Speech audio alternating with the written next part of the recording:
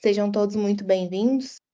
A gente tem hoje participantes, né, empresas de grande porte, especificamente dentro do grupo de discussões empresariais, com foco em debater assuntos fiscais, tributários, contábil, jurídico, trabalhista e dentre outros temas também que são demandados aí pelas empresas. Nossas próximas reuniões vão acontecer aí conforme o calendário já compartilhado com todos.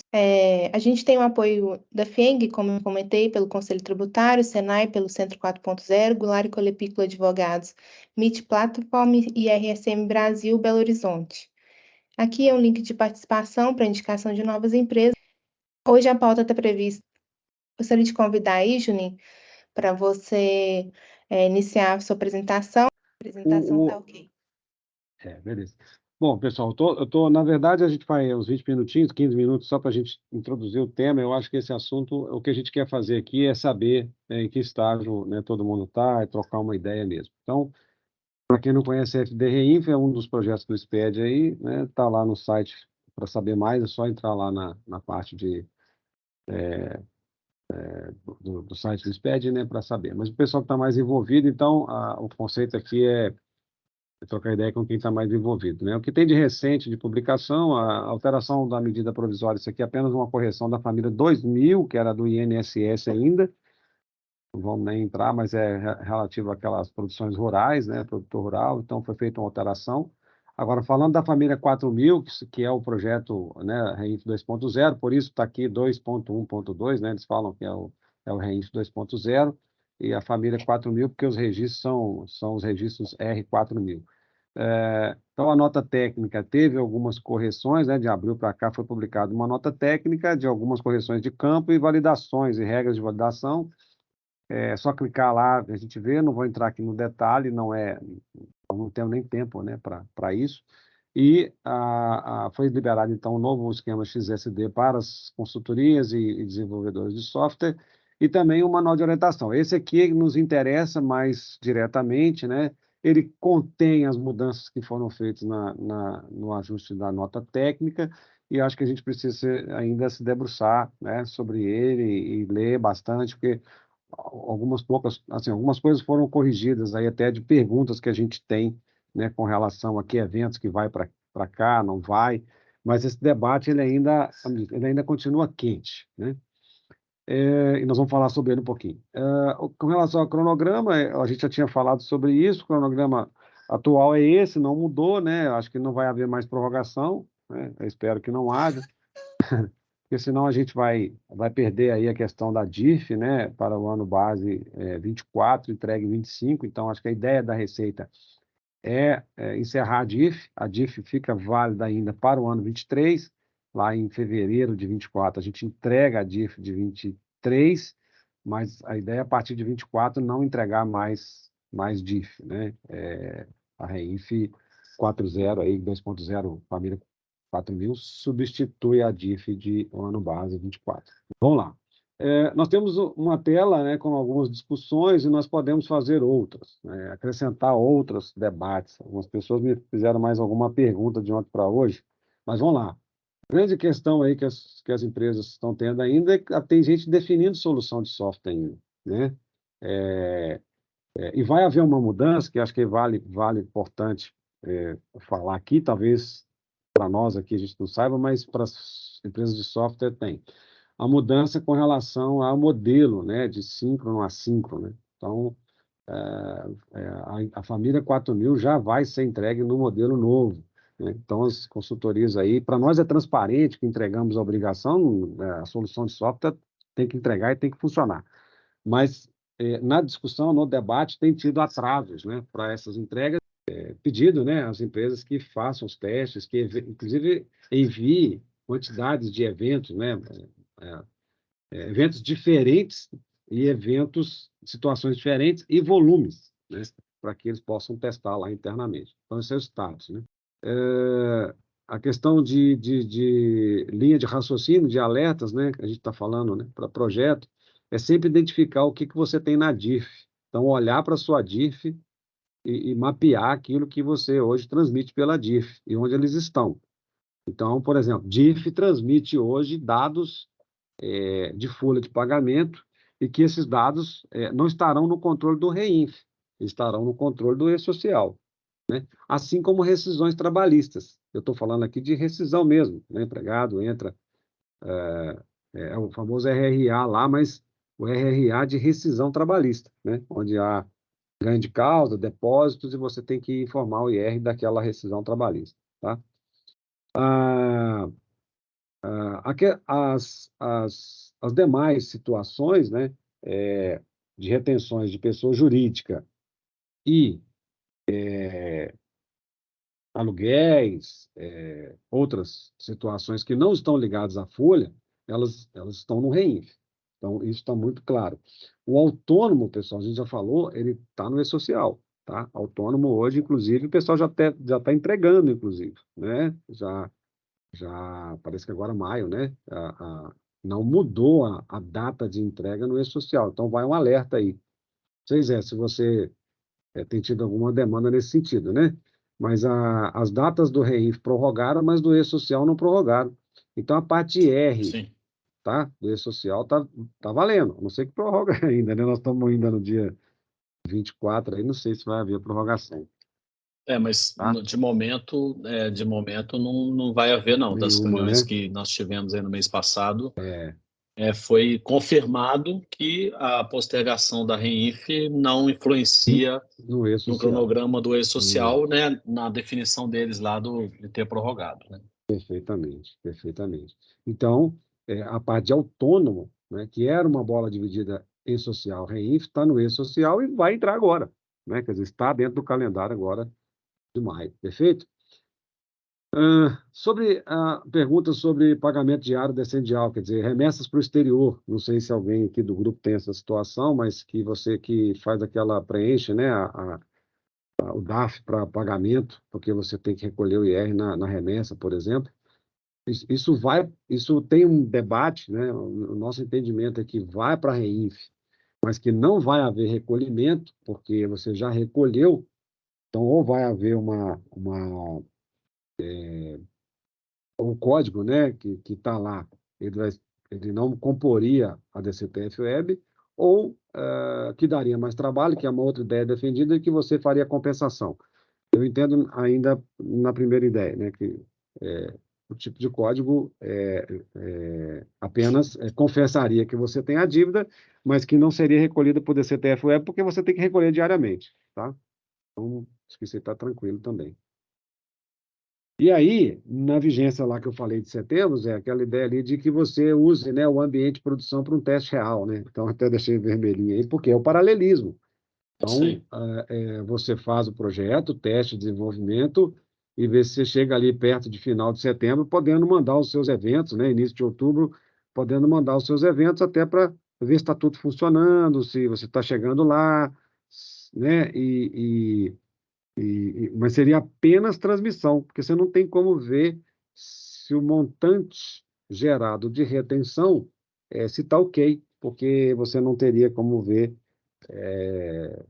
Só a pelo DCTF totalizador Web. da transmissão, né? Você não tem, né? Então, isso é até um bom debate para a gente fazer, ver uma maneira de conferência, né? Que isso não existe hoje. A É. conferência é um negócio assim, tá lá, é confissão. Lógico, na hora que você vê DCTF, web, antes de você transmitir ela, você confere e tal, antes de fazer a transmissão, né? Então, você tem como conferir. Mas eu não sei se se a gente vai ter essa situação de, pelo menos, ter lá o montante, né? Tem que chegar um pouco mais na frente lá para a gente poder ver se isso vai ocorrer. E nessa linha, né, o próximo item aí, ó, os valores transmitidos, pessoal, isso é muito interessante, muito importante, tá? Diferente da família 2000, ou seja, do INSS, os valores transmitidos pela família 4000 não serão, digamos assim, conferidos no momento do envio pela Receita. Então, a Receita não vai olhar se a sua base está correta, se a sua alíquota está correta, se o valor bate com a alíquota e com base. Ela não vai fazer isso. O que você disser lá no campo de IR retido, por exemplo, ou CS, né, PIS/COFINS CS retido, o que você informar, ele vai ser levado lá para a DCTF Web. Então, é importante que você, na solução de software, crie esse alerta aí, para que você confira antes, né, da transmissão, crie regras no seu próprio software de controle. ou relatório, ou conferência, algum relatório, antes de fazer a transmissão ao fisco, para ver se os dados estão todos direitinho, né? Se as bases estão corretas, tá tudo certinho, tá? Porque não vai haver isso. Ou seja, o fisco vai aceitar o que você quiser recolher. E depois ele vai internamente fazer as auditorias. Diferente do INSS, que você tem lá mensagem de erro, tipo, exemplo, se você tem uma CPRB, se você tem uma retenção com CPRB, 3,5%, você tem um campo que você flega, então se o campo não tiver flegado, ele vai questionar que deveria ser 11%. Se você está com 11% e o flag de CPRB está flegado, ele fala, não, tem que ser 3,5%. Então, tem esse tipo de consistência, né? Diferente aqui da situação da família 4.000. Então, isso é bem interessante, essa situação, né?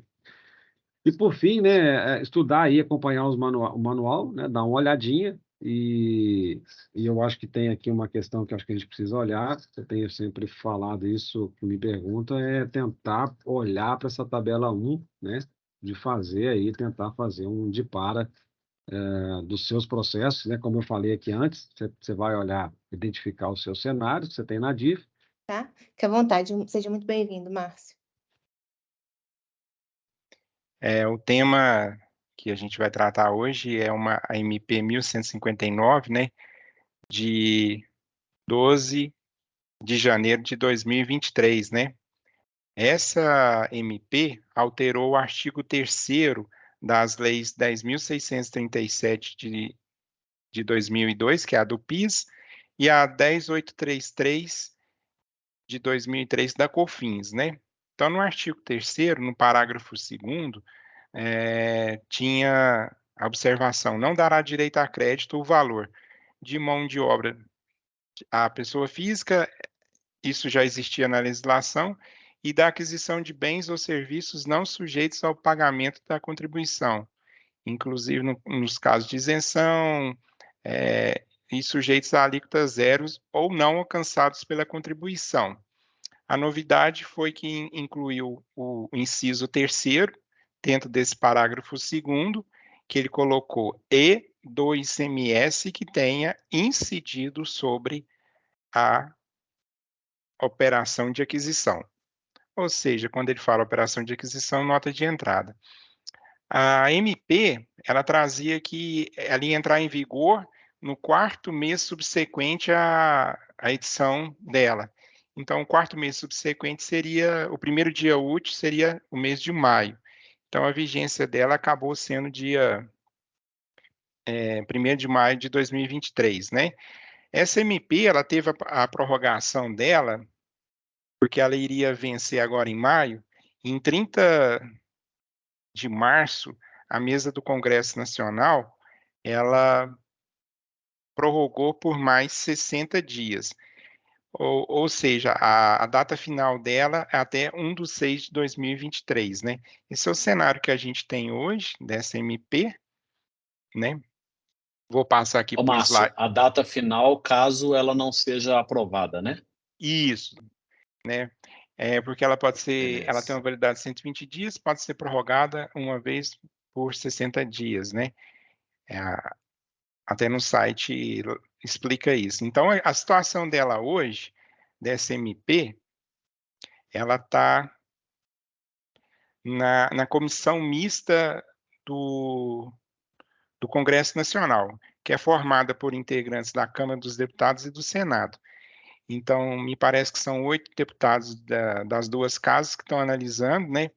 Ela tem já 18 emendas apresentadas, né? Então, assim, um parágrafo que o governo alterou, a gente viu que tem um impacto enorme. Então, assim, a dúvida que fica, assim, o mês está acabando, será que vai passar pelas duas casas até o mês que vem, né? Então, fica essa dúvida. Mas vamos discutir isso mais para frente aqui. No slide 3º aqui, eu trouxe os motivos que o governo apresentou quando ele fez o pedido da votação dessa MP pelo Congresso, né, pela Câmara e pelo Senado. Então, ele fala aqui, basicamente, que a decisão do STF, né, que que reconheceu que, em hipótese nenhuma, o ICMS poderá integrar a base de cálculo do PIS e da COFINS, né, que foi a decisão lá de 2017, né, do recurso 574/706, né, que excluiu o ICMS nas operações de venda, de faturamento. Então, o governo simplesmente usou a lógica, já que o pessoal não vai pagar mais na saída, que ele não aproveite esse crédito na entrada, né? Então, um argumento muito forte do governo, né, é assim, muito, um argumento lógico, apesar que o PIS/COFINS, quem trabalha com ele, a gente sabe que não tem uma certa lógica, mas eles estão trazendo uma lógica à não cumulatividade do PIS e COFINS, né? E o ponto principal dessa medida, até ele traz aqui a lei de responsabilidade fiscal, né? Que não vai ocasionar renúncia de receita, pelo contrário, né? Em 2000, só os impactos financeiros aqui, a gente tem em 2023 35 bilhões, em 2024 57 bilhões, em 2025 61 bilhões a mais na arrecadação federal. Então, assim, algo bem relevante também naquela ideia do governo de diminuir os efeitos que teve a decisão do STF, que tirou o PIS/COFINS do faturamento, né? Ou seja, aumenta a carga tributária não há discussão sobre isso, né? Aumenta realmente a carga tributária, né? Aumenta. A gente vai discutir mais para frente aqui, no próximo slide, de maneira bem rápida. Nesse slide aqui, eu trouxe aqui uma nota de esclarecimento da Receita Federal, que foi no dia 28 de abril, que era o último dia útil do mês de abril, né, que a Receita Federal trouxe, né, até foi muito válida essa nota de esclarecimento, porque ela trouxe que essa exclusão do ICMS, ela não deve ser feita em campos novos. Até fala aqui nessa nota de esclarecimento, não existe campo específico para quaisquer exclusões de base de cálculo. ICMS, até grifei aqui, incidente na aquisição, o ajuste deverá ser realizado diretamente no campo base de cálculo. Então, que é no campo base de cálculo mesmo da IFD Contribuições, lá nos blocos C, D, né, nos blocos próprios, né, que você, teoricamente, uma nota fiscal que tem um valor de R$100, hoje você estaria com a base de cálculo de 100, a partir de 1º de maio, se o ICMS for dentro de Minas, 18%, você teria uma base de cálculo lá para calcular o PIS/COFINS sobre R$82, né? Isso eu estou falando na entrada, né? As operações de entrada. E essa alteração, como ela afetou créditos, tem a parte de ativo imobilizado, que é o F-120 e o F-130, né? Então, a Receita falou que, no caso desse ICMS, a partir de maio, ele deve ser informado no campo de parcela sobre parcela no campo de operação a excluir da base de cálculo, né? Que ele fala parcela, operação, não base de cálculo de crédito. Ou seja, já existia esse campo lá no ativo, né? Daquilo que você não compunha a sua base de cálculo, você informava lá nesse campo 7 e 8 do registro F-120 e F-130. Então, basicamente, por esse aspecto foi bom para o contribuinte, que não vai ter de ser criado campos novos, né? É fazer esse controle, né? Porque tem uns pontos a observar dessa MP, né? Então, aqui, os pontos a observar, o primeiro ponto aqui foi a vigência, né? Que no início ali ficou na dúvida, tal, se seria 12 de maio, mas depois, pela própria prorrogação que teve no Congresso, foi a vigência começa no dia 1º de maio. A validade dessa MP, hoje, nesse dia, a gente falando na data de hoje, 24 de maio, ela está até dia 1/6, porque ela foi prorrogada por 60 dias. A conversão é o outro ponto que a gente tem de observar. Será que no dia 2 essa MP já foi aprovada?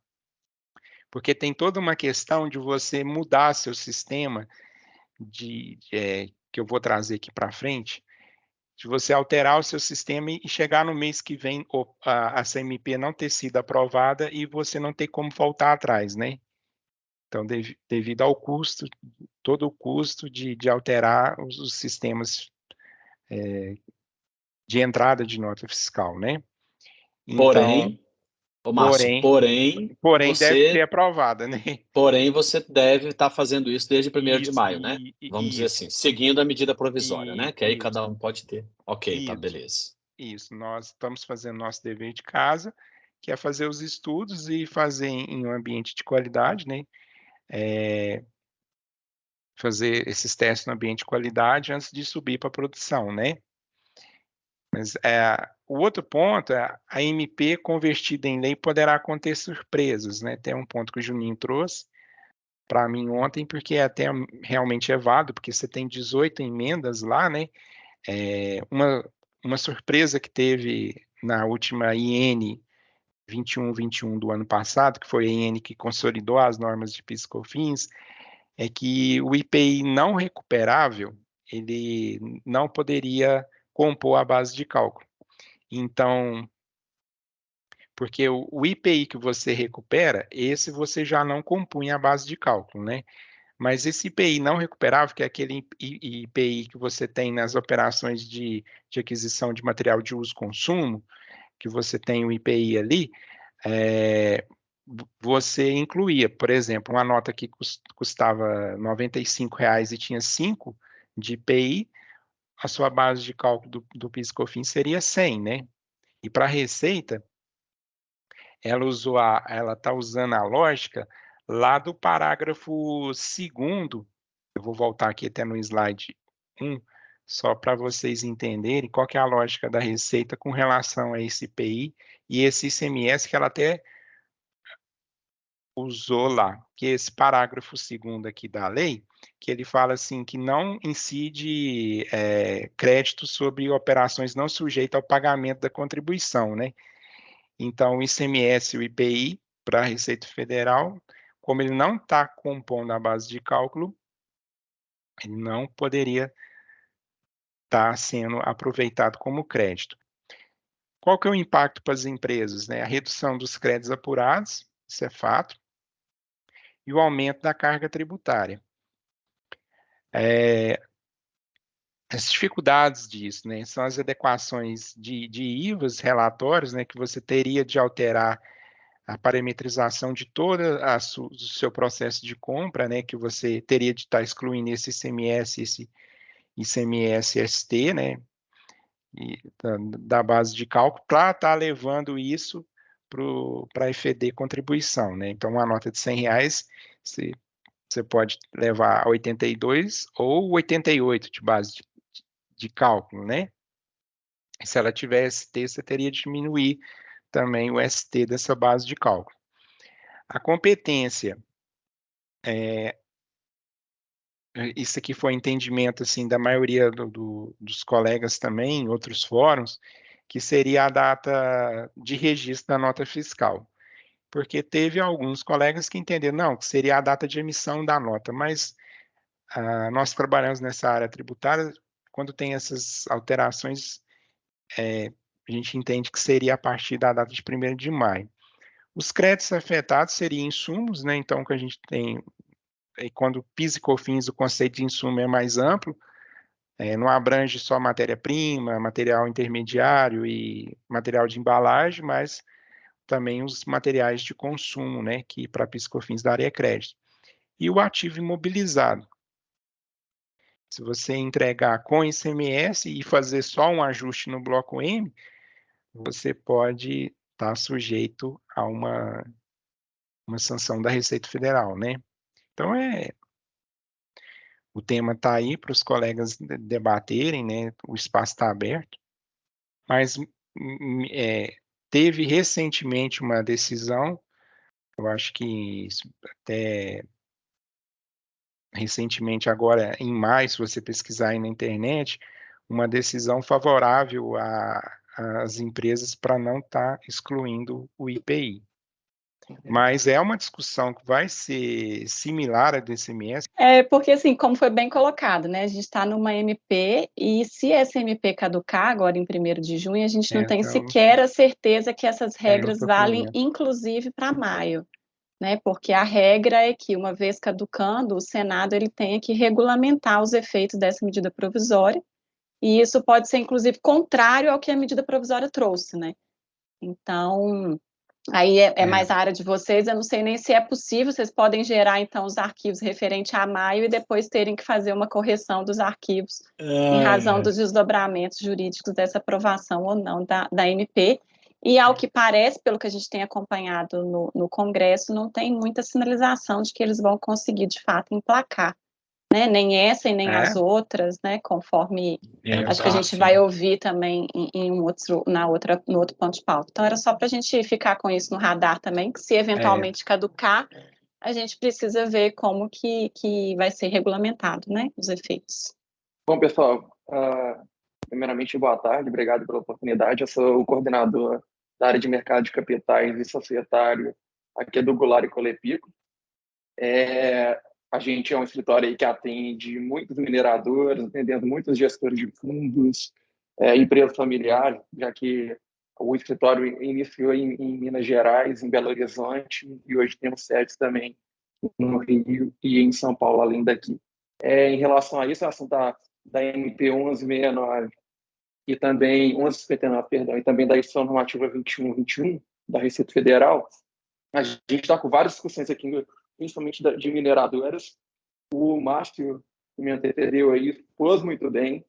O nosso entendimento vai muito em linha, só que é bom só diferenciar para não confundir. Independente da MP, da conversão da MP 1159, lá no dia 1º de junho, em lei, a questão do IPI, do aproveitamento do IPI na apuração de PIS e COFINS, esse não prescinde da discussão da MP, porque inicialmente, igual o Márcio destacou, ela não faz parte do texto, não há o único imposto foi citado na MP e que não gera crédito, como o Márcio destacou aqui, que é uma das redações de aproveitamento do crédito, que é o valor do ICMS, e aquela discussão que ele fala do ST é oportuno, porque na MP trata como o ICMS que tem incidido sobre a operação de aquisição.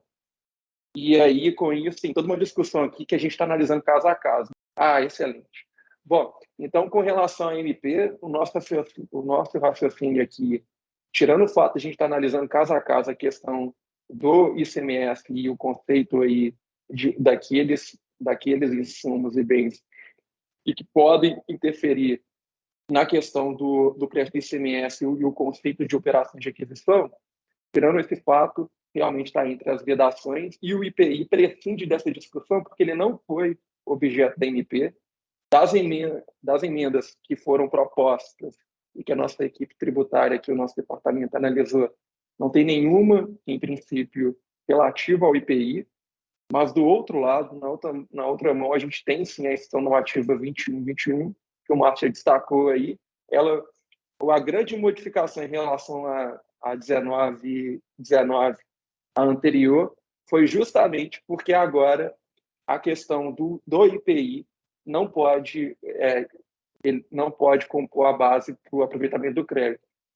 E é uma instrução normativa. Então, na esfera administrativa, se vocês optarem por seguir o racional, inclusive da decisão, da liminar, né, que está passivo de revisão e que não tem efeito vinculante para outros casos, se tentarem seguir o racional, que não tem uma lei anterior à instrução normativa e pela hierarquia das normas, a instrução normativa em matéria tributária não pode inovar, saibam que na esfera administrativa o fiscal tem obrigação de autuar, e aí a discussão passaria para a esfera judicial, assim como já está tendo essa discussão da linha. Então, o objetivo nosso aqui é dar uma passada no que tem acontecido aí de novidades tributárias, fora o que foi discutido hoje aí, né, dos temas do Juninho e do Márcio. Primeiro, falando de reforma tributária, falando aqui de reforma tributária, eu trouxe aqui duas telinhas aqui do Bing e do Google, só para mostrar as notícias, né, colei aqui 2 horas antes aqui da nossa reunião. Então, com a votação do arcabouço aí, a reforma tributária passou a ser a bola da vez. Então, a gente já tem compartilhado aí com vocês nos últimos anos, né, são 6 anos de DX-EDE, nesse tempo todo aí a gente por várias vezes debateu e trouxe alguns cenários e possibilidades de reforma tributária, e agora a gente está de novo chegando naquele ponto de que parece que agora vai. Então, a gente tem aqui notícias de que os governadores defendem a reforma, mas querem ter mais acesso ao projeto como um todo, que eles ainda estão inseguros, estão com medo de perder alguma coisa, que o Lira e o líder do governo ainda divergem sobre alguma coisa. Teve um almoço ontem tratando do arcabouço, dos juros, da reforma tributária, entre o Congresso e o Banco Central e o governo, e todo mundo saiu sorrindo e dizendo que agora vai reforma tributária. Então, a gente continua recomendando que continuem acompanhando o que está rolando aí, e a gente vai pautar aí em junho ou julho uma meia hora aí, uns 40 minutos, para a gente falar um pouco mais do que está acontecendo naquele momento ali atualizado, ok? Se vocês tiverem alguma dúvida ou comentário, pode ficar à vontade aí para me interromper. Nota fiscal de serviço nacional, a gente também tem falado bastante aí nos últimos meses, em função do projeto ter retomado. Então, para quem já vem participando das reuniões, já está bem atualizado. O que eu vou trazer aqui hoje é somente as atualizações. Então, se alguém tiver alguma dúvida, fique à vontade para trazer. Então, a Receita Federal disponibilizou, no final de abril, as notas emitidas pelos MEIs, né, utilizando o ambiente nacional agora para todos os municípios. Então, qualquer município tem acesso às notas emitidas no ambiente nacional pelos MEIs, né, que prestam serviços e que estão obrigados a emitir a nota fiscal. Até esse momento, até esse ponto aqui, somente os conveniados tinham acesso. Então, desde o final de abril, todos têm acesso.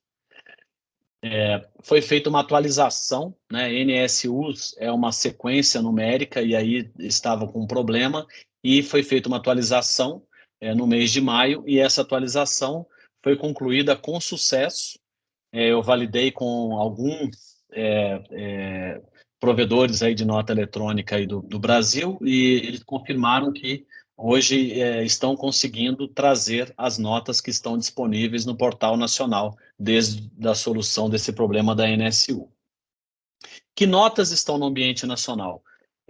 São mais de 20 milhões de notas fiscais emitidas pelos softwares dos municípios e ou os MEIs emitidos no portal nacional. E isso aí tudo está no ambiente nacional e está disponível para as prefeituras e para os contribuintes que têm direito. Então, em 12 de maio, que é a última atualização, nós temos 483 municípios que aderiram ao convênio.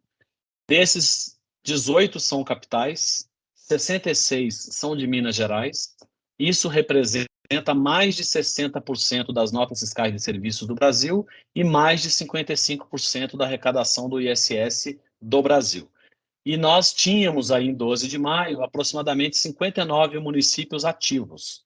O que quer dizer isso? Quer dizer que eles não só fazem parte dos 483 conveniados, mas eles estão integrando suas notas com o ambiente nacional. Então, hoje, no ambiente nacional, aí eu trouxe 2 quadros aqui, depois a Poliana vai compartilhar o material com vocês, mas isso aqui é um extrato que eu fiz do que está publicado lá no portal da Nota Fiscal de Serviço. Então, o da esquerda aqui são os de Minas.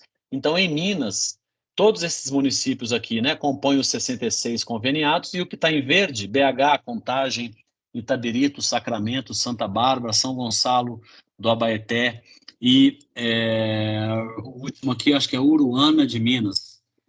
todos esses estão enviando notas fiscais para o ambiente nacional. Então, hoje, a empresa que está usando um software que está integrado com o ambiente nacional consegue buscar todas as notas emitidas por esses municípios.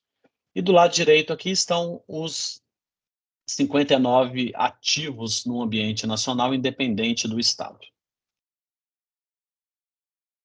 Falando de outros assuntos, nota fiscal eletrônica. Então, a gente tem aqui 5 notas técnicas que estão entrando em produção no mês de junho, então relacionadas a CTE, MDFE, NFE e NFCE.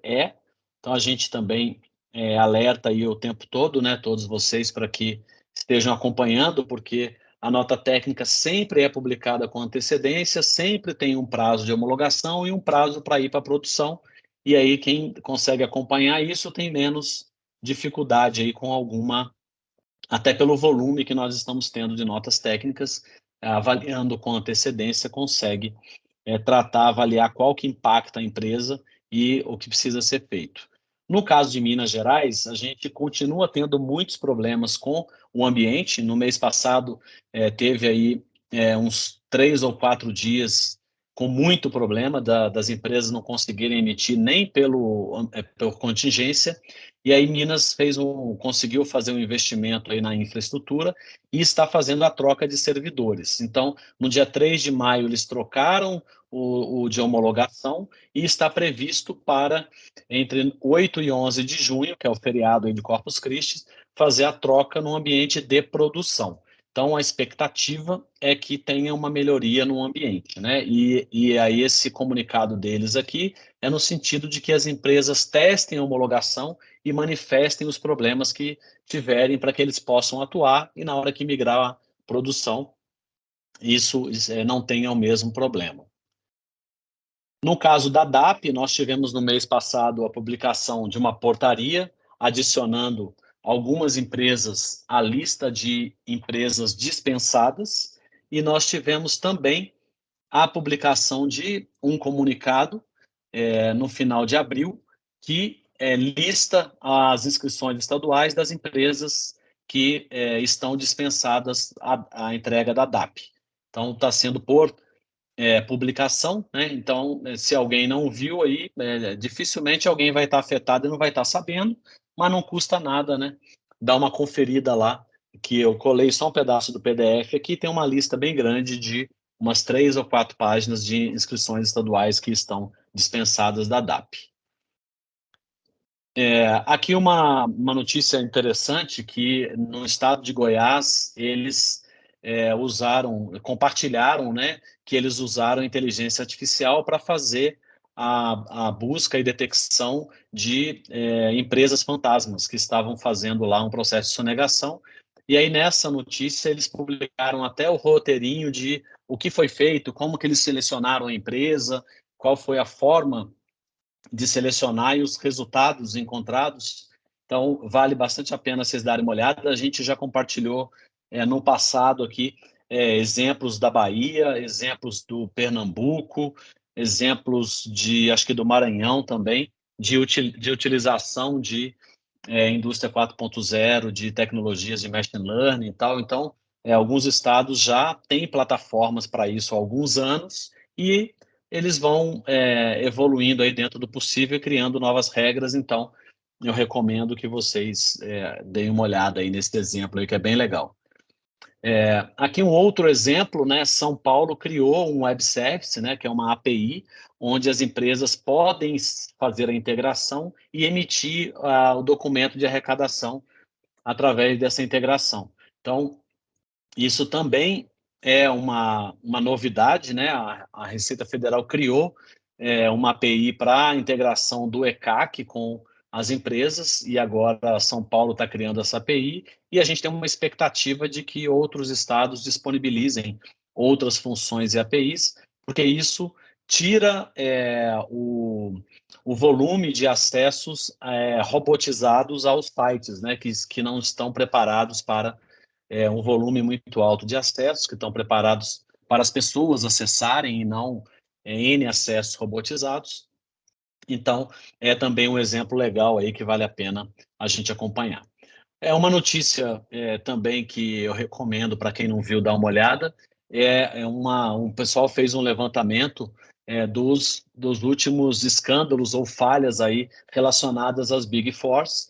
Então, dizendo que a pressão, né, global, e aí dão alguns exemplos, é muito grande para que se tenha uma garantia melhor de entrega, né? Porque as empresas acabam pagando o dobro do preço pela metade do serviço, pelo um carimbo de que aquilo ali está auditado, está ok, e no final das contas, quando acontece alguma coisa como Americanas, Pan-Americano, Carrefour, e etc., etc., etc., as auditorias acabam sempre livres dessa responsabilidade, em função até do nível que eles têm de capacidade de escrever bem, né, os contratos e as premissas para isso. Um grande exemplo é o escândalo da Enron, que a Arthur Andersen deixou de existir por causa da reputação, e anos depois ela foi inocentada do processo, né? Então, vale a pena, para a maioria de vocês aí que lida com Big Four no dia a dia, tá acompanhando isso, porque não existe garantia, como muitos se pegavam a isso no passado, né? Não existe garantia e nem a transferência da responsabilidade, né? O próprio CFO, o gerente fiscal, contábil, que vai ser responsabilizado junto com a própria empresa e não a Big Four. Sobre a coisa julgada, teve a publicação do acórdão, né? E aí existe a expectativa de que as empresas busquem aí embargos de declaração e em função do que foi, buscando aí a modulação, né? É o que a gente discutiu isso também algumas reuniões para trás aí, e a expectativa de que viesse algo mais claro, mas não veio.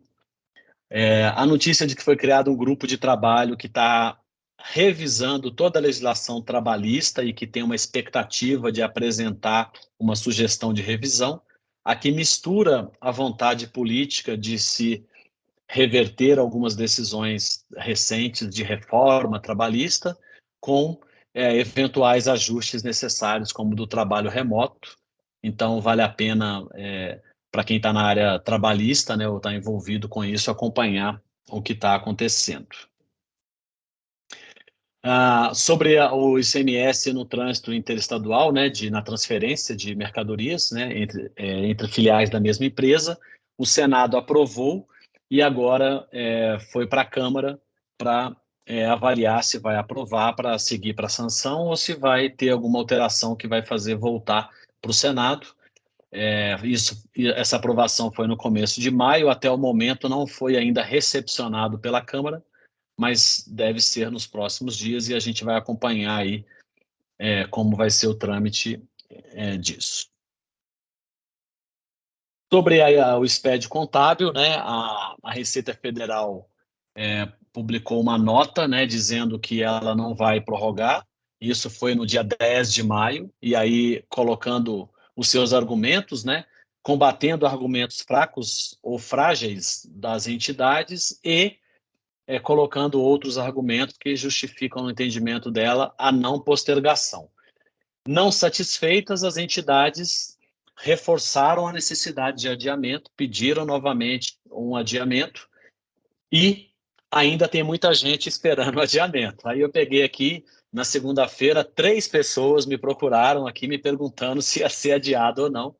E então as pessoas geraram aí uma nova expectativa de que pode ser prorrogado ou não. Hoje foi publicado uma nova versão do PVA, com melhorias no desempenho e correção nos problemas da recuperação. No grupo piloto, a gente viu que ainda com essa versão não resolveu todos os problemas de recuperação da ECD do exercício anterior.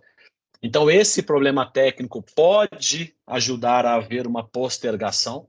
É possível isso, né? Então, por isso que se alguém está com algum problema, a recomendação é sempre se manifestar no Fale Conosco com qual é o problema, para que eles possam atuar e corrigir. Então, essa publicação de várias versões do PVA, né, foram umas 3 ou 4 só nesse último mês, Isso aí faz parte do processo de entendimento da receita de problemas e busca de solucionar esses problemas. Então, esse seria um aspecto que justificaria uma postergação. Eu, particularmente, não acredito que haverá, considerando manifestação da Receita Federal, mas, né, se muitas empresas relatarem muitos problemas, isso pode gerar uma postergação. DCTF Web, a gente teve uma novidade também publicada esse mês, que agora vai estar visível quando houver um problema de omissão, né, da entrega, né, da DCTF Web, que vai tornar impeditivo a certidão negativa. Então, vai ficar de forma transparente agora, para que o contribuinte saiba que ele está omisso na entrega e, por isso, ele não vai conseguir gerar uma certidão negativa.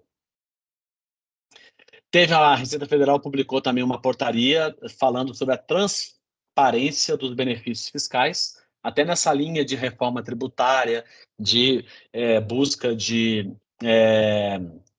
esqueci o termo agora, acho que é isonomia, né? Da isonomia tributária. Então, foi publicado lá no portal. Tem no portal alguns anexos, né? Tem uma notícia aqui aí o Money Times pegou aqui, só a Vale tem 20 bi em isenções fiscais, né?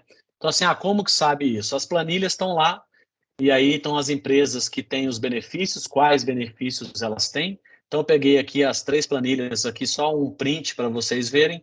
É só clicar lá no site e vocês podem visualizar e baixar as planilhas para verem os benefícios das suas próprias empresas e de outras empresas concorrentes aí do mesmo segmento. Central de Balanços, né, que é aquele projeto atrelado ao SPED, para que as empresas não precisem publicar balanços e possam fazer isso de forma eletrônica. Então, tem um projeto de lei de 2010 que voltou à tona agora, nesse mês de maio. Então, foi designado um novo relator e foi determinado um prazo para emendas. Foi encerrado o prazo de emendas, tendo apenas uma emenda. Então, vai ser tratado na Comissão de Constituição e Justiça e depois vai avançar. Vamos ver se vai na linha de simplificar mais essa etapa aí para nós. Aí também a Rita comentou sobre as medidas provisórias. Então, a medida provisória do CAF, aqui é uma notícia do Haddad dizendo que é ruim o vencimento dessa medida provisória, porque ela está alinhada com os objetivos do Brasil se alinhar ao CDE e tudo mais. Então, ele expondo aqui esses motivos, mas junto com a medida provisória aí da base de cálculo do PIS/COFINS. Beleza, então a gente tinha apresentado o escritório e brevemente me apresentando. Então, meu nome é Lucas Gonçalves, eu sou coordenador aqui do Departamento de Mercado de Capitais e M&A do Goulart Coletivo, academicamente, eu formei em Direito pela Milton Campus e meu LLM em Mercado de Capitais pelo BMEC, e atualmente eu sou mestrando em Administração pela Fundação Dom Cabral. Aí a gente atende aqui empresas dos mais diferentes segmentos. Eu iniciei minha carreira, inclusive, na graduação com trainee, foi em auditoria. Então, foi atuando ali, só que eu decidi falar, não, o curso de contábeis tem muito cálculo, acho que a minha linha vai ser mais dentro do direito mesmo, mas é sempre bom contar com o apoio de vocês, dos contadores, e ter um pouco de noção, pelo menos, para poder acompanhar a questão das demonstrações e esse apoio tributário. O tema aqui vai ser governança corporativa e compliance, então eu sempre gosto de contextualizar, dizendo que governança corporativa são todas aquelas medidas e que transcendem o jurídico, que passa pelo operacional, pelo financeiro, pelo contábil da empresa, para poder adotar as melhores práticas para evitar conflitos de agências. Conflitos de agências são aqueles conflitos envolvendo diretorias, gerência com a diretoria com sócios, e quando se trata de empresas de capital aberto, o sócio é um capital pulverizado, são investidores financeiros, então a cabeça da diretoria, do conselho de administração, está sempre à prova por qualquer ato que comprometa no final, na última linha, o lucro líquido da empresa. Então, governança corporativa da empresa média a grande visa evitar conflitos, adotar as melhores práticas, e aí sempre vai estar com uma linha jurídica, mas também uma linha operacional, qual que é a linha, né, qual que é o planejamento daqueles acionistas e daquela companhia, quando a figura do acionista, quando a figura do sócio já é muito ampla, não tem mais aquele caráter personalíssimo, qual que é a linha que aquela empresa ali quer seguir. Então, essas são as práticas. Para ficar assim, trazendo já no caso prático, quando a gente pega uma empresa, pensar em adoção de entender qual que é a vontade dos acionistas, entender quais são as pessoas-chave ali dentro nas gerências e diretorias, qual que é a situação do compreender o mercado que a empresa está inserida, e aí adotar as melhores práticas ali dentro de governança, pensando na implementação do conselho de administração para tomar decisões estratégicas, de uma diretoria para estar presente junto da operação, do dia a dia, do chão de fábrica da empresa, para tomar aquelas decisões operacionais de forma célere, sem perder tempo. Pensando em estruturas um pouco mais robustas, do comitê temático, não como uma função deliberativa de tomar decisões, mas consultiva, de unir ali profissionais e empresas que podem, prestadores de serviço, que podem contribuir em dados e informações para que o Conselho de Administração e a Diretoria Executiva tomem decisões assertivas, é uma estrutura de governança bem posta. Mas para não ser uma estrutura só de atos jurídicos, como acordos de acionistas, regimentos internos do Conselho de Administração, para não ficar só para inglês ver, é importante que tenha treinamentos, é importante que essa cultura da empresa esteja bem clara ali para todo mundo que está inserido dentro da estrutura, e aí perface todos os órgãos. Isso ganha maior importância quando a empresa cresce, né? Tem lá uma holding aí no centro, está uma Nilco aí, pode ser uma Vale aí no centro, e com vários operacionais embaixo, que são controlados, para aquela ideia oriunda para que ali dentro da holding central, da holding de controle da Nilco S.A., são tomadas as decisões estratégicas que vão ter que ser repassadas para as operacionais. As operacionais vão ter ali administradores, vão ter estruturas muito mais enxutas para trazer, inclusive, eficiência econômica para a atividade. E lá em cima, poder, inclusive, ter um centro de custo compartilhado. Então, se ali dentro, lá em cima, vai estar os principais órgãos, e vai ser onde vão ser tomadas as principais decisões dos órgãos deliberativos, Conselho de Administração e Diretoria, para que isso transmita para as operacionais, é cada vez mais importante que tenham pessoas treinadas, inseridas nesse objetivo. Então, nosso trabalho jurídico, em parceria com financeira e contabilidade, é trazer isso, compreender a cultura da empresa, compreender os procedimentos e o mercado dela e trazer isso para o dia a dia. Isso aí vai perfazer, inclusive, o compliance fiscal dentro do ambiente da integração entre financeira e contabilidade, que aí vai ser, inclusive, pauta específica de um próximo encontro com o Fernando aí, que seria hoje, mas que ele vai falar no próximo encontro. Aqui tem uma notícia da Baker McKinsey, é uma empresa estrangeira muito atuante, conhecida no mercado. Ela tem vários dos grandes grupos aí na mineração, no setor financeiro. Aqui já introduzindo um ponto que está sempre ligado à governança, que é o compliance. Ela cita na matéria que 28% dos CEOs, dos diretores, disseram que muitos dos deals, muitos dos negócios envolvendo joint ventures, uma fusão, uma aquisição, ou mesmo um contrato comercial mais relevante, faliu porque foram apontadas questões envolvendo risco de compliance e risco de governança. São práticas indevidas que estavam sendo adotadas e comprometeram o deal.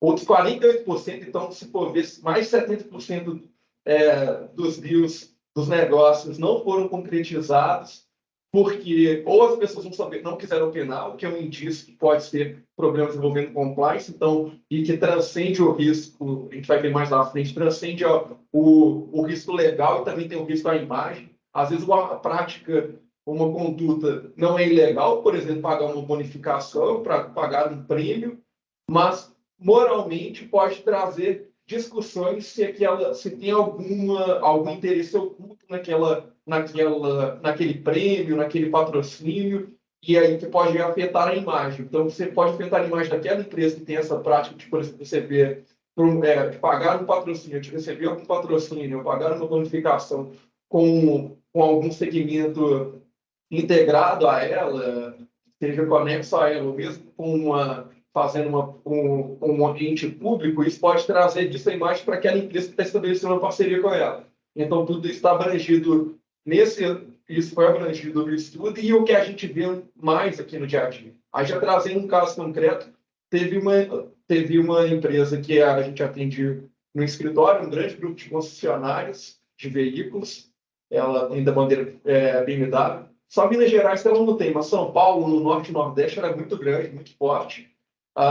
Depois da crise de 2009, ela passou por um problema financeiro muito pesado e ela tinha um programa assistencial lá, um programa que cumpria uma função social muito interessante, de educação e de auxílio à alfabetização de pessoas idosas, e inclusive fazia também ela tinha práticas de chegar e adotar algumas praças, então eram condutas interessantes, e que isso foi utilizado na hora de pedir um financiamento do IFC, que é o braço privado do Banco Mundial. Seria um financiamento, uma taxa de financiamento interessante, um juros muito baixo, e um valor que auxiliaria muito na empresa. E para ter esse acesso ao IFC, o pedido foi muito baseado na função social.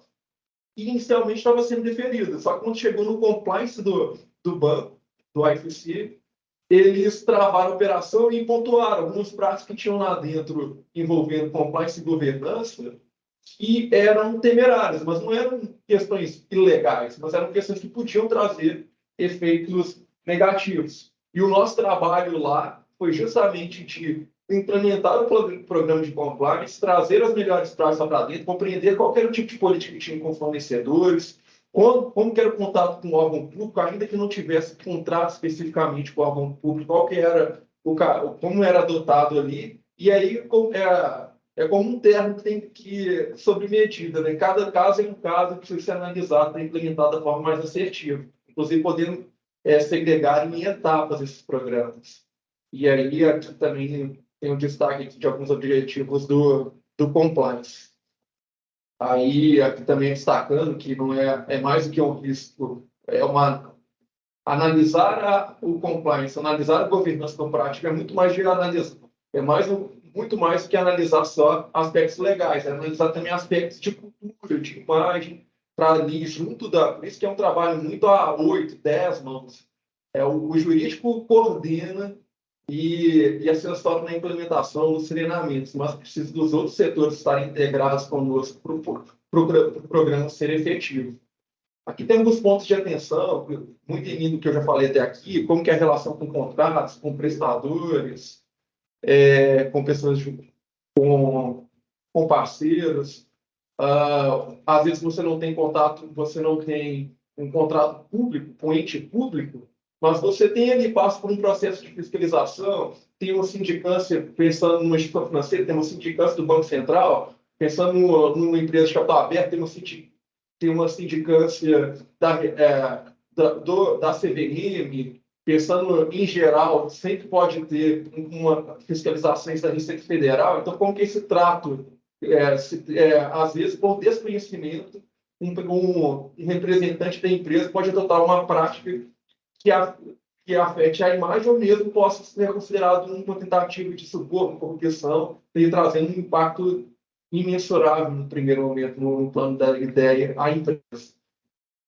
Indo para a implementação do programa, né, só para contextualizar e ser mais didático, a gente sempre faz isso. Primeiro, é fazer essa análise, essa compliance due diligence. A gente avalia, é como se fosse uma auditoria, é ser uma auditoria mesmo, só que é uma auditoria jurídica e que pode ser também uma auditoria fiscal, para analisar ali como que é a estrutura, como que o mercado que atua, quais as práticas já adotadas, se a empresa já tem algum tipo de política de compliance, quais são as políticas adotadas, e aí com isso a gente monta o nosso checklist de trabalho, o nosso plano de ação e também o plano de riscos, o que a gente já apurou que pode trazer prejuízos para aquela empresa daquele segmento.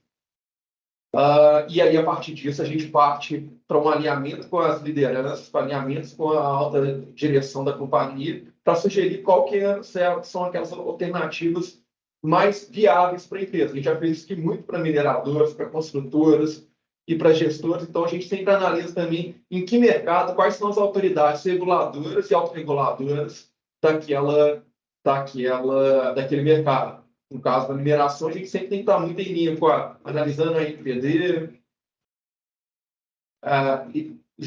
e aí seguir.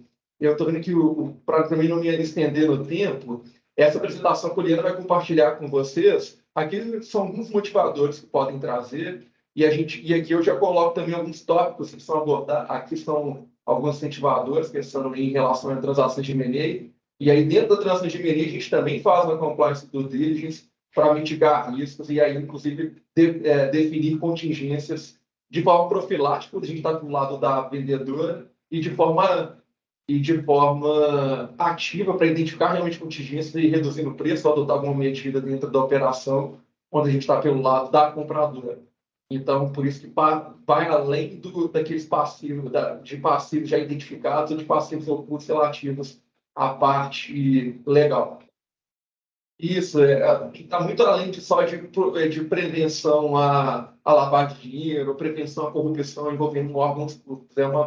É um programa muito mais amplo e que auxilia muito no ganho de eficiência e valor para a empresa mesmo.